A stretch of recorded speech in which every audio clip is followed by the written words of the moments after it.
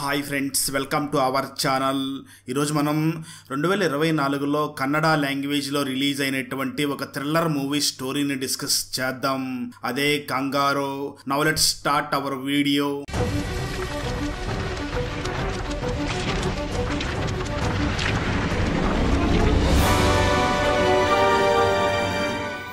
Open చేస్తే గోపాల్ అనే వ్యక్తి ఒక ఊరిలో ఉన్న హోటల్లో మేనేజర్గా వర్క్ చేస్తూ ఉంటాడు.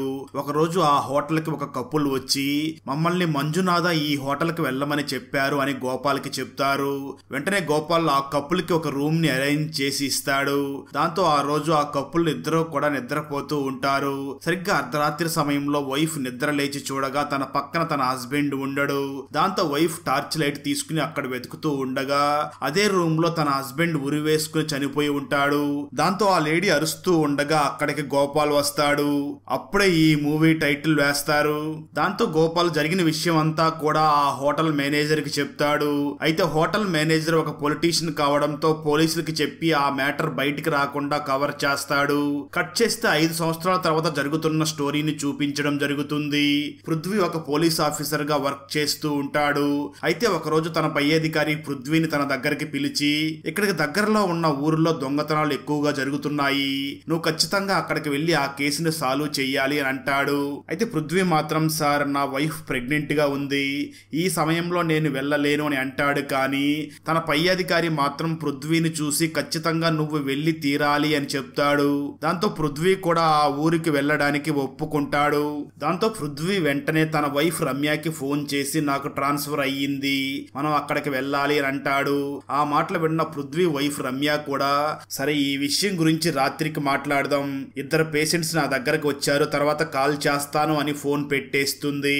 పృథ్వీ వైఫ్ రమ్య ఒక డాక్టర్ కావడంతో తను ప్రెగ్నెంట్ గా ఉన్నప్పటికీ చాలా బిజీగా వర్క్ చేస్తూ ఉంటుంది.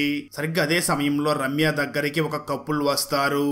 అందులో హస్బెండ్ కి ఆత్మహత్య చేసుకునే ఆలోచనలు వస్తూ ఉన్నాయి అని చెప్పడంతో తనకి కొన్ని టాబ్లెట్స్ ఇచ్చి రమ్య అక్కడి నుంచి పంపించేస్తుంది. ఆ రోజు సాయంత్రం పృథ్వీ అమ్మ నాన్న పృథ్వీ రమ్యతో ఆ ట్రాన్స్ఫర్ గురించి మాట్లాడుతూ ఉంటారు. ఆ మాటలు విన్న రమ్య వెంటనే పృథ్వీని చూసి, ఒక పని చెయ్యండి, ముందు మీరు ఆ ఊరికి వెళ్లి మంచి రూమ్ తీసుకోండి, ఆ తర్వాత నేను కూడా వచ్చేస్తాను అని అంటుంది. దాంతో పృథ్వీ వెంటనే ఆ ఊరికి వెళ్లి అక్కడ డ్యూటీలో జాయిన్ అవుతాడు. అదే సమయంలో ఒక కపుల్ పోలీస్ స్టేషన్ కి వచ్చి దొంగతనం జరిగింది అని కంప్లైంట్ ఇస్తారు. ఆ మాటలు విన్న పృథ్వీ వాళ్ళని చూసి, మేము తొందరలోనే ఆ దొంగతనం చేసే వాళ్ళని పట్టుకుంటాం, మీరు వెళ్ళండి అని చెప్తాడు. ఆ తర్వాత పృథ్వీ అక్కడ ఉన్న కానిస్టేబుల్ ని చూసి, ఇలాంటి కేసులు మళ్లీ జరగకుండా మనం రాత్రి సమయంలో కూడా పాట్రోలింగ్ చెయ్యాలి అని ఆ రోజు రాత్రి సమయంలో పృథ్వీ కానిస్టేబుల్స్ అందరితో కలిసి సిటీలో పాట్రోలింగ్ చేస్తూ ఉంటారు. కట్ చేస్తే మరో పక్క 5 సంవత్సరాల క్రితం ఏ హోటల్లో అయితే ఇంతకు ముందు హస్బెండ్ ఆత్మహత్య చేసుకుని చనిపోయాడో అదే హోటల్ కు ఒక కపుల్ వచ్చి, మమ్మల్ని మంజునాథ్ పంపించారు, మాకు రూమ్ కావాలి అని అంటారు. దాంతో గోపాల్ వెంటనే వాళ్ళకి ఒక రూమ్ ని కూడా ఇస్తాడు. ఆ రోజు రాత్రి ఆ కపుల్ ల్యాప్టాప్ లో వర్క్ చేస్తూ ఉండగా వాళ్ళకి ఒక శబ్దం వినిపిస్తుంది. దాంతో వాళ్ళు భయపడిపోయి అక్కడి నుంచి వారి కారులో వెళ్లిపోతూ ఉంటారు. అలా వాళ్ళు వెళ్లిపోతూ ఉండగా పృథ్వీ వాళ్ళని ఆపి ఏం జరిగింది అని అడుగుతాడు. దాంతో ఆ కపుల్ వెంటనే పోలీస్ ఆఫీసర్ పృథ్వీని చూసి, మేము ఉన్న హోటల్లో దెయ్యాన్ని చూసాం, భయపడిపోయి పారిపోతున్నాం అని అంటారు. దాంతో పృథ్వీ మాత్రం, అసలు దెయ్యాలు లేవు, పద నేను కూడా మీతో వస్తాను అని చెప్పి ఆ హోటల్ కి వెళ్తాడు. ఆ సమయంలో హోటల్లో గోపాల్ కనిపించడు. దాంతో పృథ్వీ ఆ కపుల్ తో పాటు ఆ కపుల్ స్టే చేసిన రూమ్ లోకి వెళ్లి చెక్ చేస్తాడు. అక్కడ పృథ్వీకి ఎటువంటి దెయ్యం కనిపించదు. దాంతో పృథ్వీ ఆ కపుల్ ని చూసి, మీరు అనవసరంగా భయపడినట్లున్నారు, ఇక్కడ ఏ దెయ్యము లేదు అని అంటాడు. అయితే ఆ కపుల్ మాత్రం పృథ్వీని చూసి, మేం చాలా భయపడిపోయాం, మేము మాత్రం ఇక్కడ అస్సలు ఉండం అని అంటారు. దాంతో పృథ్వీ వాళ్ళని చూసి, ఇంత రాత్రి సమయంలో వేరే ప్లేస్ కి వెళ్లడం అంత సేఫ్ కాదు, మీరు ఈ రోజు రాత్రికి పోలీస్ స్టేషన్ లోనే ఉండండి అని అంటాడు. దాంతో ఆ కపుల్ ఆ రోజు రాత్రికి ఆ పోలీస్ స్టేషన్ లో ఉండాలి అని డిసైడ్ అవుతారు. ఆ కపుల్ లోని హస్బెండ్ పేరు చరణ్ కాగా ఆ కపుల్ లో ఉన్న వైఫ్ పేరు అర్చన. వీళ్ళిద్దరూ కూడా ఆ రోజు రాత్రి పోలీస్ స్టేషన్ లోనే ఉంటారు. ఆ తర్వాత రోజు మార్నింగ్ పృథ్వీ మళ్ళీ ఆ కపుల్ దగ్గరికి వచ్చి అసలు నిన్న రాత్రి ఏం జరిగింది అని అడుగుతాడు. దాంతో చరణ్ మరియు అర్చన వెంటనే పృథ్వీని చూసి, నిన్న రాత్రి మేము పని చేసుకుంటూ ఉండగా మాకు ఒక పెద్ద శబ్దం శబ్దం వినిపించింది. ఆ తర్వాత క్యాండిల్ వెలిగించుకుని వెళ్లి వెతుకుతూ ఉండగా ఎవరో నైట్ డ్రెస్ వేసుకున్న ఒక దెయ్యం లాంటి ఆకారం కనిపించింది అని అంటారు. ఆ మాటలు విన్న పృథ్వీ అసలు దెయ్యం లేదు, ఎవరో మిమ్మల్ని భయపెట్టినట్లుగా ఉన్నారు అని అంటాడు. దానికి అర్చన మరియు చరణ్ ఇద్దరూ కూడా పృథ్వీని చూసి నిజానికి మాకు కూడా దెయ్యాల మీద నమ్మకం లేదు, మాకు ఆ హోటల్లో ఉన్న మేనేజర్ గోపాల్ మీదనే అనుమానంగా ఉంది అని అంటారు. దాంతో వెంటనే పృథ్వీ ఆ కపుల్ తో పాటు ఆ హోటల్ కి వెళ్తారు. పృథ్వీ వెంటనే ఆ హోటల్ దగ్గరికి వెళ్లి అక్కడ ఉన్న ఆ హోటల్ మేనేజర్ గోపాల్ ని బెదిరించి ఎంక్వైరీ చేస్తాడు. దానికి గోపాల్ పృథ్వీని చూసి సార్ నేను ఎందుకు అలా చేస్తాను సార్, నేను మాత్రం అలా చెయ్యలేదు అని అంటాడు. ఆ విషయం తెలుసుకున్న చరణ్ మరియు అర్చన ఇద్దరు కూడా అక్కడి నుంచి వెళ్లిపోతూ ఉంటారు. ఆ సమయంలో చరణ్ తన విజిటింగ్ కార్డ్ ని పృథ్వీకి ఇచ్చి సార్ ఏదైనా తెలిస్తే మాకు ఇన్ఫార్మ్ చెయ్యండి అని చెప్పి అక్కడి నుంచి వెళ్లిపోతారు. అదే సమయంలో పృథ్వీ వైఫ్ రమ్య కూడా ఆ ఊరికి షిఫ్ట్ అవుతుంది. రమ్య ఆ సమయంలో ప్రెగ్నెంట్ గా ఉంటుంది. మరోపక్క పృథ్వీ దగ్గరికి వేరే ఊర్లో ఉన్న ఒక పోలీస్ ఆఫీసర్ వచ్చి ఒక కపుల్ ఫోటోను చూపించి సార్ ఈ కపుల్ లో హస్బెండ్ ఆత్మహత్య చేసుకుని చనిపోయాడు, కానీ ఇతను చనిపోవడానికి ముందు ఈ ఊర్లో ఉన్న హోటల్లోనే స్టే చేశాడు అని చెప్తాడు. పృథ్వీ వెంటనే ఆ పోలీస్ ఆఫీసర్ ని చూసి నిన్న కూడా సేమ్ ఇలాంటి కేసే ఒకటి జరిగింది అని అంటాడు. సరిగ్గా అదే సమయంలో అనుమానాస్పదంగా ఉన్న ఒక మహిళని పోలీస్ స్టేషన్ కి తీసుకుని వస్తారు. ఆమె దగ్గర ఒక బ్యాగ్ ఉంటుంది. దాంతో పృథ్వీ వెంటనే తనని చూసి ఈ బ్యాగ్ నీ దగ్గరికి ఎలా వచ్చింది అని అడుగుతాడు. అప్పుడు ఆమె మాట్లాడుతూ హోటల్లో గోపాల్ నాకు ఈ బ్యాగ్ ఇచ్చాడని, హోటల్లో దెయ్యం భయంతో పారిపోయిన వాళ్ళ బ్యాగ్స్ ని మేము అమ్ముకుని నేను గోపాల్ డబ్బుల్ని పంచుకుంటూ ఉంటాము అని చెప్తుంది. ఆ తర్వాత పృథ్వీ ఆ హోటల్ మేనేజర్ గోపాల్ ని పిలిచి అసలు దెయ్యమే లేదు, ఎందుకు నువ్వు ఇలా చేస్తున్నావు అని అడుగుతాడు. అప్పుడు గోపాల్ పృథ్వీని చూసి సార్ నిజంగానే ఆ హోటల్లో ఒక దెయ్యం ఉంది, ఈ చరణ్ మరియు అర్చన కంటే ముందే చాలా మంది కపుల్ ఇక్కడికి వచ్చి వెళ్లారు, వాళ్ళందరూ కూడా దెయ్యం ఉంది అని చెప్పి భయపడి పారిపోయారు, ఎవరైతే దెయ్యం ఉందని చెప్పి పారిపోయారో కేవలం మేము ఆ బ్యాగ్స్ ను మాత్రమే అమ్ముకుని డబ్బులు సంపాదించుకుంటున్నామని అంటాడు. దాంతో పృథ్వీ వెంటనే గోపాల్ దగ్గర నుంచి ఆ హోటల్లో ఇంతకు ముందు స్టే చేసిన ఆ కపుల్స్ డీటెయిల్స్ మొత్తం తీసుకుంటాడు. వెంటనే వాళ్ళందరికీ కూడా ఫోన్ చేసి ఇన్ఫర్మేషన్ తెలుసుకుంటూ ఉంటాడు. అప్పుడే పృథ్వీకి తెలిసే షాకింగ్ విషయం ఏమిటి అంటే ఇప్పటి వరకు ఆ హోటల్లో స్టే చేసి వెళ్లిన జంటల్లో హస్బెండ్ గానీ లేదా వైఫ్ కానీ ఎవరో ఒకరు చనిపోయారు అని పృథ్వీకి ఆ షాకింగ్ విషయం తెలుస్తుంది. దాంతో పృథ్వీ ఆ హోటల్ కి వెళ్లిన వాళ్ళు ఎవరో ఒకరు ఎందుకు చనిపోతున్నారు, దీని గురించి ఖచ్చితంగా విచారణ చెయ్యాలి అని ఫిక్స్ అవుతాడు. దాంతో పృథ్వీ వెంటనే గోపాల్ ని మళ్లీ విచారించడం మొదలుపెట్టి అసలు ఈ హోటల్లో ఎప్పటి నుంచి ఇలా జరుగుతుంది అని అడుగుతాడు. ఆ మాటలు విన్న గోపాల్ పృథ్వీని చూసి సార్ 5 సంవత్సరాల క్రితం ఒక కపుల్ మా హోటల్ కు వచ్చారు, ఆ కపుల్ లోని హస్బెండ్ ఉరివేసుకుని ఆత్మహత్య చేసుకుని చనిపోయాడు, ఆ రోజు చనిపోయిన వ్యక్తి దెయ్యంగా మారి ఇదంతా చేస్తున్నాడు అని అంటాడు. అప్పుడే రివీల్ అయ్యే మరొక ట్విస్ట్ ఏమిటి అంటే నిజానికి 5 సంవత్సరాల క్రితం ఆ హోటల్లో పృథ్వీ సొంత అన్నయ్యే చనిపోయి ఉంటాడు. స్టోరీ గతానికి వెళ్తుంది. పృథ్వీ పోలీస్ ట్రైనింగ్ లో ఉండగా పృథ్వీ అన్నయ్య చనిపోయి ఉంటాడు. పృథ్వీ అన్నయ్య బిజినెస్ లో ప్రాబ్లం వల్ల చనిపోయాడు అని పృథ్వీకి తెలుస్తుంది. అప్పటి నుంచి పృథ్వీ తానే సొంతంగా ఎదుగుతూ ఫ్యామిలీ మొత్తాన్ని కూడా చాలా జాగ్రత్తగా చూసుకుంటూ ఉంటాడు. అయితే తన అన్నయ్య చనిపోయినప్పటి నుంచే కూడా తన భర్తని ఆలోచించుకుంటూ కొన్ని రోజుల తర్వాత చనిపోయి ఉంటుంది. స్టోరీ ప్రజెంట్ కి వస్తుంది. పృథ్వీ తన అన్నయ్య సమాధి దగ్గరికి వెళ్లి బాధపడుతూ పృథ్వీ వెంటనే తన వైఫ్ రమ్యని చూసి ఇదంతా మా అన్నయ్య దెయ్యంగా మారి చేస్తున్నాడు అని అందరూ అనుకుంటున్నారు, కానీ అది నిజం కాదు, ఈ విషయాన్ని నేనే ప్రూవ్ చేస్తా అని తన వైఫ్ రమ్యకి చెప్తాడు. ఆ తర్వాత పృథ్వీ వెంటనే తన పై అధికారిని కలిసి ఆ హోటల్లో జరుగుతున్న విషయాలన్నీ చెప్తాడు. దాంతో పై అధికారి పృథ్వీని చూసి ఖచ్చితంగా నువ్వు ఈ కేసుని ప్రయారిటీగా త్వరగా సాల్వ్ చెయ్యి అని అంటాడు. అప్పుడు పృథ్వీ చరణ్ అడిగి మరికొన్ని విషయాలు తెలుసుకుందామని చరణ్ కి ఫోన్ చేస్తాడు. అప్పుడే పృథ్వీకి తెలిసే విషయం ఏమిటి అంటే చరణ్ అప్పటికే చనిపోయాడు అని తెలుస్తుంది. దాంతో పృథ్వీ వెంటనే చరణ్ ఫాదర్ దగ్గరికి వెళ్లి చరణ్ గురించి ఎంక్వైరీ చేస్తాడు. చరణ్ ఫాదర్ మాట్లాడుతూ చరణ్ ఎందుకో చాలా భయపడుతూ ఉన్నాడు, ఒకరోజు సడన్ గా ఆత్మహత్య చేసుకుని చనిపోయాడు, నా కొడుకు పెళ్లి కాకుండానే చనిపోయాడు అని అంటాడు. ఆ మాటలు విన్న పృథ్వీ వెంటనే చరణ్ ఫాదర్ ని చూసి మీరేం మాట్లాడుతున్నారు, చరణ్ కి పెళ్లి కాలేదా, మరి తనతో పాటు ఉన్న ఆ అమ్మాయి ఎవరో అని అడుగుతాడు. దానికి చరణ్ ఫాదర్ మాత్రం తనతో ఉన్న అమ్మాయి ఎవరో నాకు తెలియదు అని అంటాడు. పృథ్వీ వెంటనే చరణ్ తో పాటు ఉన్న అర్చన నెంబర్ తీసుకుని అర్చనకి కాల్ చేసి ఎంక్వైరీ చేయడం మొదలు పెడతాడు. అర్చన మాట్లాడుతూ నాకు చరణ్ కి నిజంగానే పెళ్లి కాలేదు, మేమిద్దరం లవర్స్ గానే ఉన్నాము అని చెప్తుంది. నిజానికి ఆ సమయంలో అర్చన కూడా తన లవర్ చనిపోయాడు అని చాలా మానసికంగా కృంగిపోతూ ఉంటుంది. పృథ్వీ వెంటనే అర్చనని కలవడం కోసం అర్చన దగ్గరికి బయలుదేరి వెళ్తాడు. అయితే అప్పటికే అర్చన కూడా ఆత్మహత్య చేసుకుని చనిపోయి ఉంటుంది. అది చూసిన పృథ్వీ కూడా అసలు అర్చన ఎందుకు చనిపోయింది అని ఆశ్చర్యపోయి చూస్తూ ఉండగా అర్చన చనిపోయే ముందు రాసి ఉన్న లెటర్ ని చూడగా ఆ లెటర్ లో నేను ప్రెగ్నెంట్ ని అని రాసి ఉంటుంది.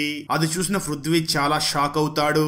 ఆ తర్వాత పృథ్వీ తన వైఫ్ రమ్య దగ్గరికి వెళ్లి, రేపు నేను ఒక హీరోయిన్ ని కలవడానికి వెళ్తున్నాను, ఈ హీరోయిన్ తన హస్బెండ్ తో కలిసి అదే హోటల్లో స్టే చేసి వెళ్లారని నాకు ఇన్ఫర్మేషన్ వచ్చింది, రేపు వెళ్లి తనని కలిసి ఎంక్వైరీ చెయ్యాలి అని అంటాడు. ఆ తర్వాత రోజు పృథ్వీ ఆ హీరోయిన్ ని కలిసి తనని విచారించడం మొదలు పెడతాడు. ఆ హీరోయిన్ పృథ్వీని చూసి మాట్లాడుతూ, నేను ఒక వ్యక్తి ప్రేమించుకున్నాం, అయితే నాకు ప్రెగ్నెన్సీ రావడంతో ఆ ప్రెగ్నెన్సీ ఉంటే నాకు సినిమాల్లో ఛాన్సెస్ రావేమో అనుకుని మేమిద్దరం కూడా వెంటనే అబార్షన్ చేయించాలి అనుకున్నాం, కానీ మేము చాలా హాస్పిటల్స్ తిరిగాం కానీ ఎక్కడా కూడా అబార్షన్ చేయడానికి ముందుకు రాలేదు. అప్పుడే మాకు ఈ ఊర్లో ఉన్న ఒక హాస్పిటల్లో అబార్షన్ చేస్తారు అని తెలిసింది. మాకు ఆ విషయం మంజునాథ్ ద్వారా తెలిసింది. ఆ మంజునాథే మమ్మల్ని ఈ హోటల్లో ఉన్న గోపాలకి చెప్పి మాకు ఒక రూమ్ ను కూడా అరేంజ్ చేశాడు. మంజునాథ్ మమ్మల్ని చూసి రేపు మిమ్మల్ని హాస్పిటల్ దగ్గరికి తీసుకుని వెళతాము అని చెప్పి తను వెళ్లిపోయాడు. కానీ ఆ తర్వాత రోజు మంజునాథ్ మా దగ్గరికి రాలేదు. కానీ ఆ హోటల్ నుంచి బయటికి వచ్చేసిన తర్వాత నా భర్త ఆత్మహత్య చేసుకుని చనిపోయాడు అని చెప్తుంది. అది విన్న పృథ్వీ ఆ హోటల్ కి వచ్చి వెళ్లిన ప్రెగ్నెన్సీ ఉన్న వాళ్ళకి ఇలా జరుగుతుందా అని ఎంక్వైరీ చేయడం మొదలు పెడతాడు. అప్పుడే పృథ్వీకి ఆ హోటల్ కి వచ్చి వెళ్లిన 12 మంది ప్రెగ్నెన్సీ మహిళలు చనిపోయారని, వాళ్ళకి సంబంధించిన వాళ్ళు కూడా ఆత్మహత్య చేసుకుని చనిపోయారు అని తెలుస్తుంది. అయితే ఆ హోటల్ కు వచ్చి వెళ్లిన వాళ్ళందరూ చావడం లేదు, కేవలం ప్రెగ్నెన్సీతో ఆ హోటల్ కి వచ్చి తిరిగి వెళ్లిన వాళ్ళు మాత్రమే చనిపోతున్నారు అని పృథ్వీకి తెలుస్తుంది. దాంతో పృథ్వీ అసలు ఆ మంజునాథ్ని ఎంక్వైరీ చేస్తే నిజాలేమిటో తెలుస్తాయి అని వెంటనే మంజునాథ ఇంటికి వెళ్తాడు. ట్విస్ట్ ఏమిటి అంటే అప్పటికే మంజునాథ కూడా ఆత్మహత్య చేసుకుని చనిపోయి ఉంటాడు. అది చూసిన పృథ్వీ దీని గురించి గోపాల్ని అడిగితే ఏమైనా తెలుస్తుంది అని వెంటనే గోపాల్ని వెళ్లి మళ్ళీ విచారించడం మొదలు పెడతాడు. గోపాల్ మాట్లాడుతూ, మంజునాథ ఈ హోటల్ కి జంటల్ని పంపించేవాడని, ఒకప్పుడు ఇక్కడ హాస్పిటల్ ఉండేదని, ఆ హాస్పిటల్ కొన్ని రోజుల తర్వాత మూసేశారని, ఆ హాస్పిటల్ మూసేసిన తర్వాత కూడా మాకు ఇన్కమ్ వస్తుంది, మంజునాథ పంపించిన వాళ్ళ బ్యాగ్స్ ద్వారా మాకు ఇన్కమ్ వస్తుంది అని అంటాడు. అలాగే గోపాల్ పృథ్వీని చూసి, నిజానికి ఇక్కడికి ఆ మంజునాథ పంపించిన జంటలు వచ్చి వెళ్లిన తర్వాత వాళ్ళకే ఇలా జరుగుతుంది, వాళ్ళు మాత్రమే చనిపోతున్నారు, మిగతా వాళ్ళందరూ కూడా బాగానే ఉన్నారు అని గోపాల్ పృథ్వీకి చెప్తాడు. రీసెంట్ గా మంజునాథ్ ఒక కపుల్ ని మా హోటల్ కి పంపించాడు, కానీ నేనే వాళ్ళకి రూమ్ ఇవ్వలేదు అని చెప్తాడు. దాంతో పృథ్వీ వెంటనే వాళ్ళ డీటెయిల్స్ కనుక్కొని వాళ్ళని వెంటనే పోలీస్ స్టేషన్ కి పిలిపించి పృథ్వీ వాళ్ళని చూసి, మీరు ప్రెగ్నెన్సీ తీయించుకోవడం కోసమే వచ్చారు కదా అని అడుగుతాడు. ఆ మాటలు విన్న ఆ కపుల్ ఇద్దరు కూడా పృథ్వీని చూసి అవును అని చెప్తారు. దాంతో పృథ్వీకి, అంటే నెక్స్ట్ టార్గెట్ వీళ్ళే కావచ్చు, వీళ్ళ ద్వారా మనకు ఇదంతా ఎవరు చేస్తున్నారో తెలుసుకోవచ్చు అని వాళ్ళని స్టేషన్ లోని ఆ రోజు రాత్రి ఉండమని చెప్పి అక్కడి నుంచి ఇంటికి వెళ్లిపోతాడు. ఆ రోజు రాత్రి పృథ్వీ మరియు తన వైఫ్ రమ్య నిద్రపోతూ ఉంటారు. అర్ధరాత్రి సమయంలో ఏదో సౌండ్ రావడంతో రమ్య నిద్ర లేచి బాత్రూమ్ కి వెళ్తుంది. అక్కడ రమ్యకి దెయ్యం కనిపిస్తుంది. అదే విధంగా అక్కడ ఉన్న మిర్రర్ మీద ఇంతటితో దీన్ని నిలిపేయి లేదంటే చచ్చిపోతారు అని రాసి ఉంటుంది. దాంతో రమ్య భయపడిపోయి వెంటనే పృథ్వీని పిలిచి అక్కడ రాసి ఉన్నది చూపిస్తుంది. సరిగ్గా అదే సమయంలో పృథ్వీకి స్టేషన్ లో పోలీసులు నిద్రపోతూ ఉండగా పృథ్వీ అక్కడ ఉంచిన ఆ జంట ఆత్మహత్య చేసుకుని చనిపోయారు అని తెలుస్తుంది. అప్పుడే పృథ్వీ ఉలిక్కి పడి నిద్రలేస్తాడు. అంటే పృథ్వీ వైఫ్ రమ్యకి బాత్రూమ్ లో దెయ్యం కనిపించడం, అలాగే స్టేషన్ లో ఆ కపుల్ ఆత్మహత్య చేసుకోవడం, ఇదంతా కూడా పృథ్వీకి వచ్చిన పీడకల అయి ఉంటుంది. అలా ఉలిక్కి పడి నిద్ర లేచిన పృథ్వీకి అద్దం మీద నిజంగానే సేమ్ తన కలలో వచ్చినట్లుగానే రాసి ఉంటుంది. దాన్ని చూసిన పృథ్వీ నా కలలోకి వచ్చింది ఎలా జరుగుతుంది అని ఆశ్చర్యపోతూ ఉంటాడు. ఆ తర్వాత పృథ్వీ స్టేషన్ కి రాగా స్టేషన్ లో పృథ్వీ ఉంచిన ఆ జంట పృథ్వీని చూసి, సార్ మాకు వేరే పనుంది అని వెంటనే అక్కడి నుంచి కారులో బయలుదేరుతూ ఉంటారు. అయితే కారు మాత్రం స్టార్ట్ అవ్వదు. సరిగ్గా ఆ సమయంలో కానిస్టేబుల్ కారుని స్టార్ట్ చేసి అక్కడ ఉన్న ఆ జంటని తొక్కిచ్చి చంపేస్తాడు. నిజానికి ఆ సమయంలో కానిస్టేబుల్ కి ఏదో దెయ్యం పట్టినట్లుగా అవుతుంది. అదే సమయంలో టీవీ న్యూస్ లో 5 సంవత్సరాల క్రితం చనిపోయిన హీరో అన్ననే దెయ్యంగా మారి ఇదంతా చేస్తున్నాడు అని న్యూస్ లో వైరల్ అవుతూ ఉంటుంది. దాంతో పై అధికారులు పృథ్వీని పిలిచి వెంటనే ఈ ఈ కేసును సాల్వ్ చెయ్యి, లేదంటే నిన్ను సస్పెండ్ చేస్తామని వార్నింగ్ ఇస్తారు. పృథ్వీ తన పై అధికారులని చూసి ప్లీజ్ నాకు ఒక ఛాన్స్ ఇవ్వండి, నేనే ఈ కేసుని సాల్వ్ చేస్తాను అని అంటాడు. ఆ తర్వాత పృథ్వీ దెయ్యాల్ని వదిలించే ఒక వ్యక్తిని ఆ హోటల్ కి తీసుకుని వస్తాడు. ఆ వ్యక్తి ఆ హోటల్ మొత్తం చెక్ చేసి ఈ హోటల్లో ఏమీ లేదు అని చెప్పి అక్కడి నుంచి వెళ్లిపోతాడు. ఆ తర్వాత పృథ్వీ తన వైఫ్ రమ్యకి ఫోన్ చేసి హోటల్లో దెయ్యం ఉందో లేదో చెక్ చేయడానికి వచ్చిన ఆ వ్యక్తి కూడా చనిపోయాడు అని చెప్తాడు. ఆ మాటలు విన్న రమ్య అతను ఎందుకు చనిపోయాడు అని ఆలోచిస్తూ ఉంటుంది.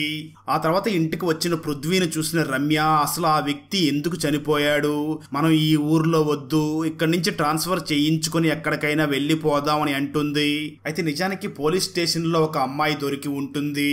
ఆ అమ్మాయి ఇంట్లో పృథ్వీ వైఫ్ రమ్య ఫోటో ఉంటుంది. పృథ్వీ వెంటనే ఆ ఫోటోని రమ్యకి చూపించి ఆ అమ్మాయి ఇంట్లో నీ ఫోటో ఎందుకు ఉంది అని అడుగుతాడు. కానీ రమ్య మాత్రం నాకేమీ తెలియదు అని అంటూ ఉంటుంది. పృథ్వీ మాత్రం రమ్యని చూసి ఖచ్చితంగా నీకు ఆ అమ్మాయికి ఏదో సంబంధం ఉంది అని అంటూ ఉంటాడు. సరిగ్గా అదే సమయంలో ఇంతకు ముందు హోటల్లో దెయ్యం ఉందో లేదో చెక్ చేయడానికి ఒక వ్యక్తి వచ్చాడు కదా, ఆ వ్యక్తి అక్కడికి వస్తాడు. నిజానికి ఆ వ్యక్తి చనిపోయాడు అని పృథ్వీ రమ్యకి అబద్ధం చెప్పి ఉంటాడు. ఆ వ్యక్తి రమ్య దగ్గరికి వచ్చి నేను దెయ్యాల్ని వెళ్ళగొట్టే వ్యక్తిని కాదు, నేను కూడా ఒక డాక్టర్ని అని అంటాడు. పృథ్వీ మాత్రం రమ్యని చూసి ఇక్కడ జరుగుతున్న హత్యలన్నిటికీ నువ్వే కారణం అని ఒక ట్విస్ట్ రివీల్ చేస్తాడు. ఆ మాటలు విన్న రమ్య షాక్ అవుతుంది. స్టోరీ కొంచెం గతానికి వెళ్తుంది. నిజానికి పృథ్వీ ఇంటిలోని అద్దం మీద వార్నింగ్ నోట్ రాశారు కదా, అంటే ఇక్కడతో వదిలే లేదంటే చస్తావని వార్నింగ్ నోట్ రాసి పెట్టారు కదా, దాన్ని చూసినప్పుడే పృథ్వీకి ఈ handwriting Ramya handwriting లా ఉంది అని డౌట్ వస్తుంది. ఆ తర్వాత పోలీస్ స్టేషన్ లో ఒక జంటని కానిస్టేబుల్ కారుతో తొక్కించాడు కదా, అప్పుడు పృథ్వీ వెంటనే అక్కడ ఉన్న సీసీటీవీ ఫుటేజ్ ని చెక్ చేస్తాడు. ఆ ఫుటేజ్ లో పృథ్వీకి తెలిసేది ఏమిటి అంటే ఎవరైతే కానిస్టేబుల్ ఆ జంటని తొక్కించాడో తనే ఆ కారులో బ్యాటరీ డౌన్ అయ్యేలాగా చేసి ఉంటాడు. ఈ విషయం తెలుసుకున్న పృథ్వీ ఆ కానిస్టేబుల్ ని బాగా కొట్టి ఎంక్వైరీ చేస్తాడు. కానిస్టేబుల్ వెంటనే పృథ్వీని చూసి ఇదంతా మీ వైఫే చేయమన్నారు, డబ్బుల కోసం ఆశపడి ఇదంతా చేశాను అని అంటాడు. స్టోరీ ప్రజెంట్ కి వస్తుంది. అది మొత్తం విన్న రమ్య పృథ్వీని చూసి నేనేమీ చేయలేదు అని గొడవ పడుతూ ఉంటుంది. అలా గొడవ పడే సమయంలోనే పృథ్వీ రమ్యని పొరపాటున తొయ్యడంతో రమ్య కింద పడిపోయి ఏడుస్తూ ఉంటుంది. దాంతో అక్కడే ఉన్న డాక్టర్ పృథ్వీని చూసి నువ్వు బయటికి వెళ్ళు, నేను తనని చూసుకుంటాను అని చెప్పి పృథ్వీని రూమ్ నుంచి బయటికి పంపించేస్తాడు. అప్పుడు అక్కడ ఉన్న డాక్టర్ రమ్య ద్వారా నిజాలన్నీ కూడా బయటికి రప్పిస్తాడు. కొంత సమయం తర్వాత రమ్యకి ట్రీట్మెంట్ చేస్తున్న డాక్టర్ బయటకు వచ్చి పృథ్వీని చూసి అసలు ఏం జరిగిందో నిజాలు చెప్పడం మొదలు పెడతాడు. స్టోరీ గతానికి వెళ్తుంది. రమ్య ఫాదర్ కి వరుసగా ఆడపిల్లలు పుడుతూ ఉంటారు. తనకు 4వ బిడ్డ కూడా ఒక ఆడబిడ్డే పుడుతుంది. దాంతో రమ్య ఫాదర్ రమ్య మదర్ ని చూసి నువ్వు మళ్ళీ ఆడబిడ్డకే జన్మనిచ్చావా అంటూ తనని తిట్టి అక్కడి నుంచి వెళ్లిపోతాడు. చిన్నతనంలో రమ్య ఇదంతా చూసి మానసికంగా చాలా ఇబ్బంది పడుతూ ఉంటుంది. రమ్య నాన్న రమ్య మదర్ ని తిడుతూ అసలు నీ కడుపులో ఉన్నది ఆడబిడ్డ అని తెలిసి ఉంటే నువ్వు కడుపులో ఉన్నప్పుడే దాన్ని చంపేసేవాణ్ణి అంటూ ఉంటాడు. ఇదంతా కూడా రమ్య వింటూ చాలా బాధపడుతూ ఉంటుంది. ఒకరోజు రమ్య ఫాదర్ మళ్ళీ రమ్య మదర్ ని తిడుతూ ఉంటాడు. రమ్యకి కోపం వచ్చి వెంటనే తన ఫాదర్ ని కిందకి తోయడంతో ఫాదర్ చనిపోతాడు. రమ్య మదర్ మాత్రం ఎక్కడ నా కూతురు జైలుకి వెళుతుందో అని భయపడిపోయి రమ్య మదరే జైలుకి వెళ్తుంది. అప్పటి నుంచి రమ్య సిస్టర్స్ అందరూ కలిసి రమ్యని బాగా చదివించి డాక్టర్ ని చేసి ఉంటారు. అలా ఆ స్టోరీ మొత్తం చెప్తున్న డాక్టర్ పృథ్వీని చూసి ఆ సమయంలోనే నువ్వు ఈ రమ్యని పెళ్లి చేసుకున్నావు అని చెప్తాడు. స్టోరీ మళ్ళీ గతానికి వెళ్తుంది. ఒకరోజు పృథ్వీ అన్న రమ్యకి ఫోన్ చేసి నా భార్యకి మళ్ళీ ఆడబిడ్డ పుడుతుంది, దాన్ని నువ్వు గర్భంలోనే తీసేయాలి అని అంటాడు. ఆ మాటలు విన్న రమ్య మాత్రం అది తప్పు, అలా చేయకూడదు అని అంటుంది. అయితే పృథ్వీ అన్న మాత్రం నువ్వు చేయకపోతే వేరే ఎవరైనా చేస్తారు అని అంటాడు. అప్పుడు రమ్య వెంటనే పృథ్వీ అన్న వైఫ్ కి కాల్ చేసి మీ ఆయన నీ కడుపులో బిడ్డని తీసేయాలని చూస్తున్నాడు, నీకు మీ ఆయన కావాలా లేదా నీ కడుపులోని బిడ్డ కావాలా అని అంటుంది. దానికి పృథ్వీ వదిన నాకు నా బిడ్డే కావాలి అని అంటుంది. ఆ తర్వాత రమ్య మరియు పృథ్వీ వదిన ఇద్దరు కలిసి పృథ్వీ అన్నని చంపడానికి డిసైడ్ అవుతారు. ఆ విలేజ్ లో ఉన్న హోటల్ కి పృథ్వీ అన్న మరియు పృథ్వీ వదిన వచ్చినప్పుడు రమ్య కూడా ఆ హోటల్ కి వెళ్లి ఆ హోటల్ మేనేజర్ గోపాల్ కి మైకం వచ్చేలాగా చేసి పృథ్వీ వదిన మరియు రమ్య ఇద్దరు కలిసి పృథ్వీ అన్నని చంపేసి తను ఆత్మహత్య చేసుకుని చనిపోయినట్లుగా అక్కడ క్రియేట్ చేస్తారు. పృథ్వీ అన్న అన్నయ్యకి నిజంగానే ఆర్థిక ఇబ్బందులు ఉండడం వల్ల తను నిజంగానే ఆత్మహత్య చేసుకున్నాడేమో అని పృథ్వీ ఫ్యామిలీకి ఎటువంటి డౌట్ వచ్చి ఉండదు. అయితే కొన్ని రోజుల తర్వాత పృథ్వీ అన్నయ్య వైఫ్ కూడా అనారోగ్య కారణాల వల్ల చనిపోతుంది. అయితే అప్పటి నుంచి ఆ విలేజ్ కి ఎవరైతే అబార్షన్ చేయించుకోవడం కోసం వస్తారో వాళ్ళ డీటెయిల్స్ ని తీసుకొని రమ్య మరియు తన అక్క చెల్లెళ్ళు అక్కడికి వచ్చిన వాళ్ళకి దెయ్యాల్లాగా కనిపిస్తూ వాళ్ళకి ఆత్మహత్య చేసుకునే విధంగా ఆలోచనలు వచ్చేలాగా టాబ్లెట్స్ ఇచ్చి వాళ్ళు చనిపోయేలాగా చేస్తూ ఉంటారు. స్టోరీ ప్రజెంట్ కి వస్తుంది. ఇదంతా చెప్తున్న డాక్టర్ పృథ్వీని చూసి ఇదంతా నీ వైఫ్ రమ్యనే చేసింది అని చెప్పడానికి ఎటువంటి ప్రూఫ్ లేదు. రమ్య మంచి ఉద్దేశంతోనే ఇది చేసింది. నాకు తెలిసిన విషయాలన్నీ నీకు చెప్పాను. ఆ తర్వాత ఏం చెయ్యాలో మీరే డిసైడ్ చేసుకోండి అని చెప్తాడు ఆ డాక్టర్. ఇదంతా తెలుసుకున్న పృథ్వీ వెంటనే రమ్య ఉన్న రూమ్ లోకి వెళ్ళగా అప్పటికే రమ్య ఆత్మహత్య చేసుకుని చనిపోయి ఉంటుంది. అక్కడే తను ఒక లెటర్ రాసి ఉంటుంది. ఆ లెటర్ లో నేను అందరి బిడ్డల్ని కాపాడాలి అనుకున్నాను కానీ ఇప్పుడు నా బిడ్డను నేను కాపాడుకోలేకపోతున్నాను అని ఆ లెటర్ లో రాసి చనిపోయి ఉంటుంది. దాన్ని చూసిన పృథ్వీ చాలా ఏడుస్తూ ఉంటాడు. అక్కడతో ఈ మూవీ అయిపోతుంది. ప్రియా హస్బెండ్ ఎందుకు ఆత్మహత్య చేసుకుని చనిపోయాడు, జూన్ 6వ తేదీన మాత్రమే ఎందుకు చనిపోతున్నారు, డిమోంటీ బుక్ ను చదివి అక్కడ ఉన్న చైన్ని చూస్తే ఏమవుతుంది, చనిపోయిన తన హస్బెండ్ ప్రియాతో ఏం మాట్లాడాలనుకుంటున్నాడు, అసలు ఎవరు ఇదంతా చేస్తున్నారు, అసలు ఎందుకు చేస్తున్నారు, ఈ రహస్యాలన్నీ తెలుసుకున్న ప్రియా ఆ తర్వాత ఎవరో చనిపోకుండా చేసిందా లేదా అన్నదే 2024లో తమిళ్ లాంగ్వేజ్ లో రిలీజ్ అయినటువంటి డిమోంటీ కాలనీ 2 మూవీ స్టోరీ. ఈ తమిళ్ మూవీ ఫుల్ మూవీ స్టోరీని చూడాలి అనుకుంటే ఈ వీడియో డిస్క్రిప్షన్ లో ఉన్న లింక్ ని క్లిక్ చేసి చూడండి. Thanks for watching. జై హింద్. ఫ్రెండ్స్, వీడియో నచ్చినట్లయితే లైక్ చేసి ఒక చిన్న కామెంట్ చేస్తే మాకు నెక్స్ట్ వీడియో చేయడానికి ఎంకరేజింగ్ గా ఉంటుంది. అలాగే ఛానల్ ని సబ్స్క్రైబ్ చేసి పక్కనే ఉన్న బెల్ ఐకాన్ ని క్లిక్ చేసి సపోర్ట్ చెయ్యండి. Thanks for watching. జై హింద్.